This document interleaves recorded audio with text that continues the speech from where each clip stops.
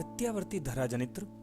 लेकिन इसको समझने से पहले हम समझते हैं कि विद्युत जनित्र किसे कहते हैं। तो विद्युत जनित्र ऐसी युक्तियां हैं जो यांत्रिक ऊर्जा को, मैकेनिकल एनर्जी को विद्युत ऊर्जा में बदल देती हैं, चेंज कर देती हैं। और ये जो विद्युत जनित्र हैं ये विद्युत चुंबकीय प्रेरण के सिद्धांत पर कार्य करते हैं। और ये सिद्धांत हमें ये बताता है कि जब किसी चालक को चुंबकीय क्षेत्र में गति करवाई जाती है तो चालक में एक धारा उत्पन्न होती है। इस धारा को हम कहते हैं प्रेरित धारा, और इस सिद्धांत को हम कहते हैं विद्युत चुंबकीय प्रेरण का सिद्धांत। जनित्र दो प्रकार के होते हैं। पहला जो जनित्र है उसे हम कहते हैं प्रत्यावर्ती धारा जनित्र। पहला जनित्र है प्रत्यावर्ती धारा जनित्र, और दूसरे प्रकार के जनित्र को हम कहते हैं दिष्ट धारा जनित्र। इन दोनों जनित्रों में संरचना में जो परिवर्तन है, उनके अलावा जो परिवर्तन है वो ये है कि प्रत्यावर्ती धारा जनित्र प्रत्यावर्ती धारा उत्पन्न करता है जिसे हम अल्टरनेटिंग करंट या एसी कहते हैं, जबकि दिष्ट धारा जनित्र दिष्ट धारा या डीसी पैदा करता है। प्रत्यावर्ती धारा एक इस प्रकार की धारा है जिसकी दिशा समय के साथ बदलती जाती है, जबकि दिष्ट धारा में ऐसा नहीं होता। आप इस चित्र में भी देख रहे हैं कि ये जो तीर के निशान है वो ये बताते हैं कि इसकी दिशा समय के साथ बदलती है। अब हम प्रत्यावर्ती धारा जनित्र की रचना के बारे में बात करते हैं कि इसकी रचना जो है किस प्रकार की होती है। तो यहाँ पर हम देखें एक सामान्य चित्र है जिसके अंदर ए, बी, सी और डी एक आयताकार कुंडली है जो विद्युत रोधी तांबे के तारों के अनेक फेरों की बनी होती है। इस कुंडली को हम जो है एन और एस दो स्थायी चुंबक ध्रुवों के बीच में रखते हैं, और यहाँ पर इसको हम घूर्णन करवाएंगे इन ध्रुवों के बीच में। यहाँ पर हम देखें तो इसका जो ए सिरा है जो सर्पी वलय R1 से जुड़ा हुआ है, जबकि जो डी सिरा है वो सर्पी वलय R2 से जुड़ा हुआ है। R1 का संबंध B1 कार्बन ब्रश से है, जबकि R2 का संबंध B2 कार्बन ब्रश से है। यदि हम देखें तो इन दोनों कार्बन ब्रश का संबंध बाहरी परिपथ में गैल्वेनोमीटर से है, और ये गैल्वेनोमीटर हमें बताता है कि विद्युत धारा की दिशा क्या है और विद्युत धारा बह रही है या नहीं बह रही। तो इस कुंडली को हम इन दोनों ध्रुवों के बीच में घूर्णन करवाएंगे और हम देखेंगे कि धारा किस प्रकार पैदा होती है। धारा उत्पन्न होने की वजह यह है कि ये जो कुंडली है ये बार बार चुंबकीय क्षेत्र रेखाओं को काटती है, और इनको काटने की वजह से ही इस कुंडली में धारा उत्पन्न होती है। अब हम इसकी कार्यविधि के बारे में जानते हैं। तो यहाँ पर ए, बी, सी, डी कुंडली को हम एन और एस चुंबकीय ध्रुवों के बीच में घूर्णन करवाएंगे, वामावर्त घूर्णन करवाएंगे। और वामावर्त घूर्णन में जैसे इस कुंडली की जो ए बी भुजा है ये नीचे की ओर जाएगी, और जो सी डी भुजा है ये ऊपर की ओर जाएगी। ए बी भुजा नीचे की ओर जाएगी। तो हम फ्लेमिंग के दाएं हाथ का नियम उपयोग में लेंगे और देखेंगे कि इसमें धारा किस दिशा में उत्पन्न होगी। तो हम देख रहे हैं कि फ्लेमिंग के दाएं हाथ के नियम से जब चुंबकीय क्षेत्र दाईं तरफ होगा और बल नीचे की ओर लगेगा तो धारा जो है वो बी से ए की ओर बहेगी। तो धारा की दिशा होगी इस भुजा में बी से ए की ओर। इस भुजा की हम बात करें सी डी वाली भुजा की, तो सी डी वाली भुजा में भी हम फ्लेमिंग के दाएं हाथ का नियम उपयोग करेंगे। चुंबकीय क्षेत्र वही दाईं ओर है, बल ऊपर की ओर है, तो धारा बहेगी इसमें डी से सी की ओर।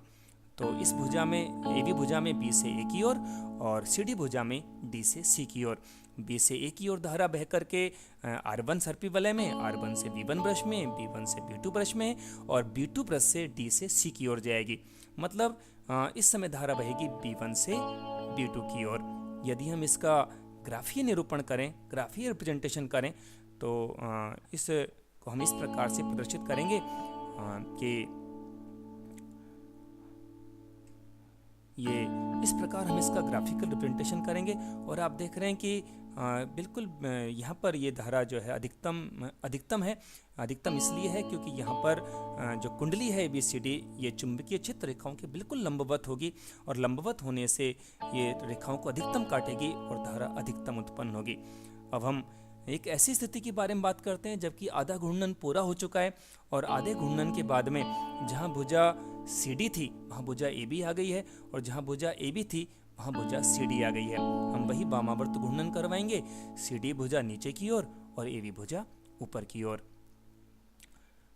अब हम यहाँ पर देखें तो D का संबंध इस समय R2 ब्रश से है और A का संबंध यहाँ पर R1 ब्रश से है, जबकि पहले A का संबंध पहले भी R1 से था और अब भी R1 से है।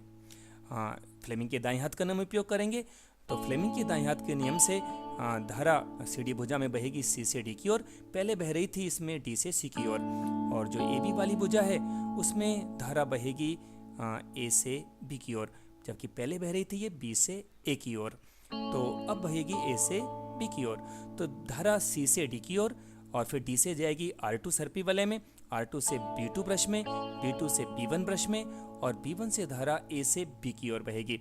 तो इस समय जो धारा की दिशा होगी वो B2 से B1 की ओर होगी। C से D, D से R2, R2 से B2 और B2 से B1 और B1 से A से B की ओर। तो धारा बहेगी B2 से B1 की ओर।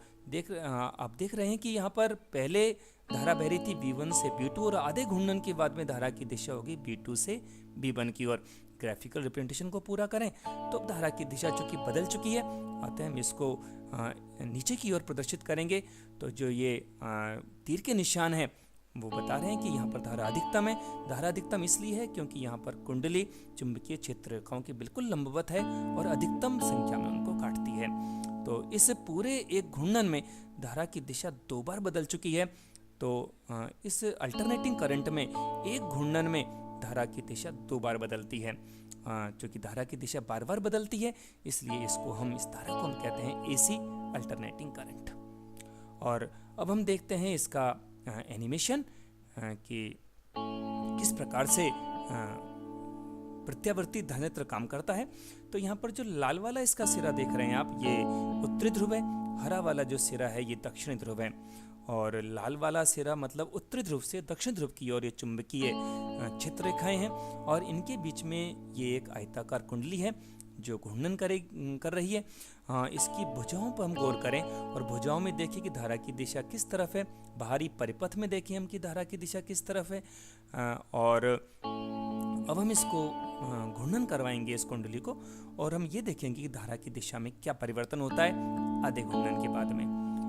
तो आप गौर करें, आधा घूर्णन ये पूरा हो चुका है, और आधा घूर्णन के बाद में, आधे घूर्णन के बाद में आप देखें कि जो भुजा ऊपर थी वो नीचे आ चुकी है, नीचे वाली भुजा ऊपर जा चुकी है, और इनके दोनों भुजाओं में धारा की दिशा में भी परिवर्तन हो चुका है। बाहरी परिपथ में भी धारा की दिशा में परिवर्तन हो चुका है, और ये ग्राफिकल जो रिप्रेजेंटेशन है वो हमें बताता है कि यहाँ पर प्रत्यावर्ती धारा उत्पन्न हो रही है। तो इस प्रकार से हम इसको अब एनिमेशन करवाते हैं, इसको घूर्णन करवाते हैं, और आप गौर से देखिए इसकी भुजाओं के अंदर कि भुजाओं में धारा की दिशा प्रत्येक आधे घूर्णन के बाद में परिवर्तित हो जाती है। और यदि आप इधर गैल्वेनोमीटर को देखें तो यहाँ पर भी ये सुई आपको बार बार ये प्रदर्शित करेगी कि धारा की दिशा बार बार बदल रही है। बाहरी परिपथ में भी आप गौर करें तो यहाँ पर भी आधे घूर्णन के बाद में धारा की दिशा बदल रही है।